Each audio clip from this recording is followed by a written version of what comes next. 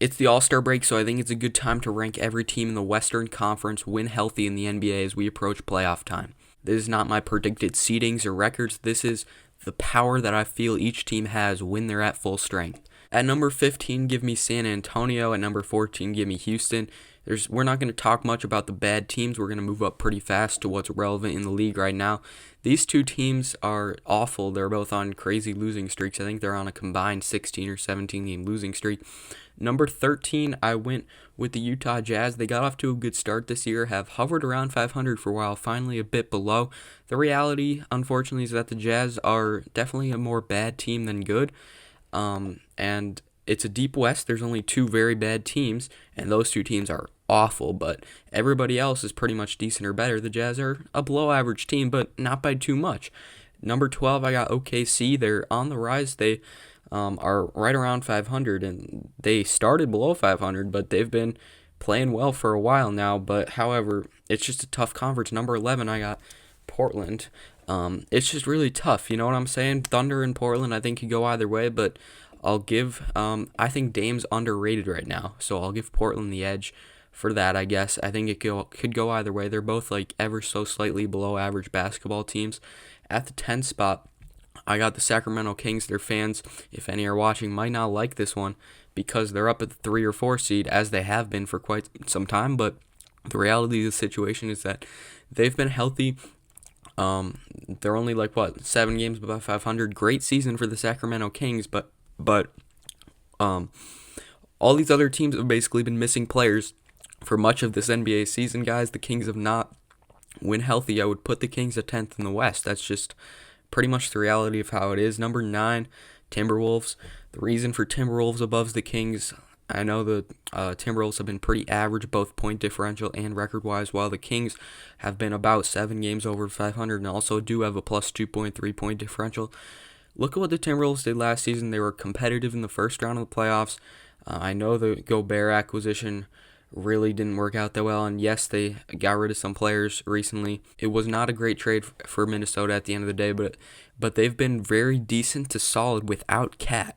So when Cat comes back at the end of the year, they could get pretty dangerous if they're still in contention, which they will be for at least a play-in spot. Towns and Edwards is a duo that Sacramento cannot match, and I get it, depth is a thing, but at the end of the day, stars are what tends to win in this league. Minnesota is the better team than Sacramento when healthy. Number 8, I got the New Orleans Pelicans. Now, this team looked like a top 3 team in the West for much of the year, honestly, even into January.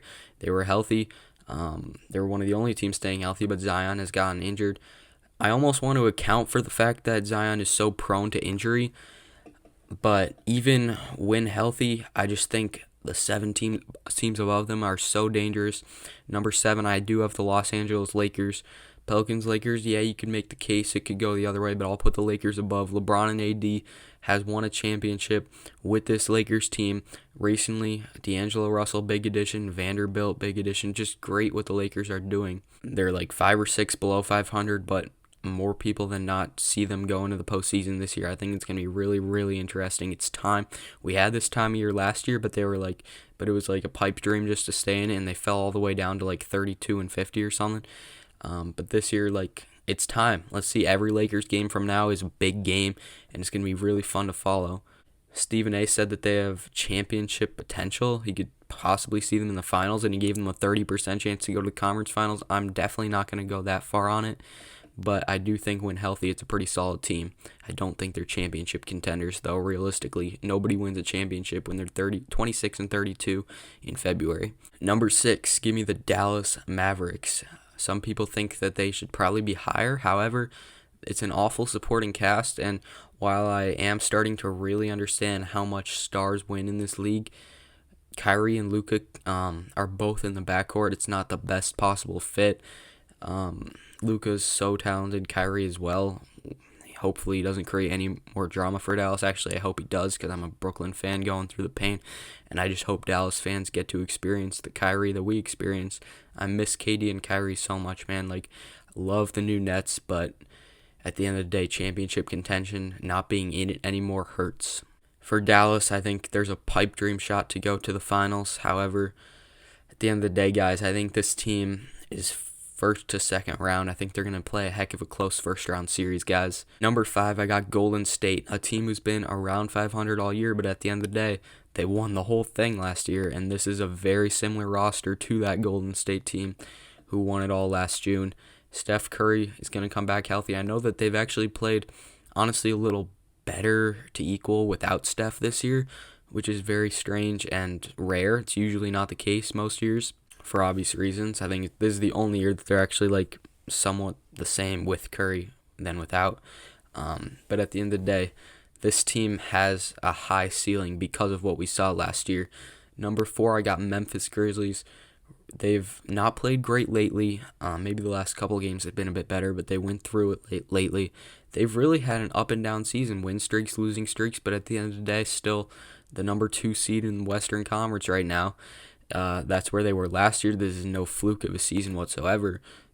They were the closest to taking out Golden State from the Western Conference teams last year. Memphis has a shot to go to the finals for sure. Number 3, I got the Los Angeles Clippers.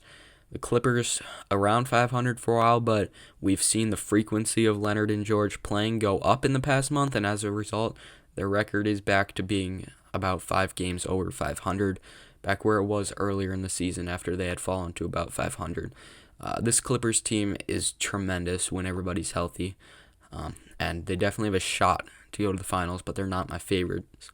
Number 2, I got Denver. We're going to give Denver their respect because they're the 1 seed by about 4 games. They're most likely going to go into the playoffs as the number 1 seed. The road to the finals runs through the Mile High City in 2023. However, there can't be my number 1 team because of the super team that Phoenix is. We'll give Denver their respect, though, and talk about them for a second. Nikola Jokic is minus 250 on the odds to win another MVP, which I just checked today, and I was pretty surprised it was that high. I would have assumed it was around minus 110, but nobody's been talking about the MVP race anymore because nobody really cares. I think that whole race is kind of not even as much interest anymore just because it's just Jokic after Jokic, which is weird because nobody ranks him at number 1 usually when they rank their top NBA players. And I think more consideration should go to Giannis and Joel Embiid. I think it should be a 3-man race right now, 4-man race because Luka Doncic. But Denver has Jokic, a nice supporting cast this year, unlike last year. Murray, Gordon, Porter, Caldwell Pope most certainly can see them using their number 1 seed to power their way to the NBA Finals. But at number 1, it's got to be the Phoenix Suns. This team has Kevin Durant, Booker, Ayton, CP3. CP3 could just totally not even worry about scoring anymore and just focus on being the good facilitator that he is and shouldn't really have lost a step at age 37. That's not, your passing skill is not really something that you should see go down. So CP3 can use his biggest strength as a player probably at the same level that he's used it throughout his prime and stuff. Because this year he's not the same scorer that he was in his first 2 seasons with Phoenix.